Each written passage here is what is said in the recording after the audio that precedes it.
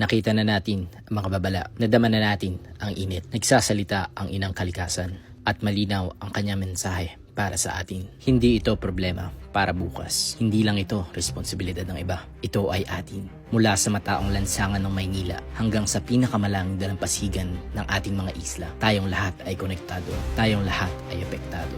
Ang Sierra Madre na siyang nagsisilbing proteksyon sa ating komunidad laban sa mga likas na sakuna tulad ng bagyo at lindol ay nasisira na dahil sa ating mga aktibidad. Walang tigil ang pagharap ng ating bansa sa mga pagsubok na dulot ng bagyo. Sanhi nito ang mga marurungis na kanal, kakulangan sa sapat na flood barriers, mataas na greenhouse gas emissions, at marami pang iba na nagbubunga sa baha na kinakaharap ng ating mga kababayan. Kabilang na rin rito ang patuloy na pagtaas ng antas ng dagat. Ang mga problemang ito ay dapat na nating aksyonan sa mas lalong madaling panahon bago pa mahuli ang lahat. Problema sa baha, pagtaas ng antas sa dagat, ang dulot ng pagbabago ng klima, labanan. Meron tayong boses, kaya ito ay ating gamitin. Mas ligtas ang may alam. Bangon Pilipinas, para sa kinabukasan, para sa ating bayan.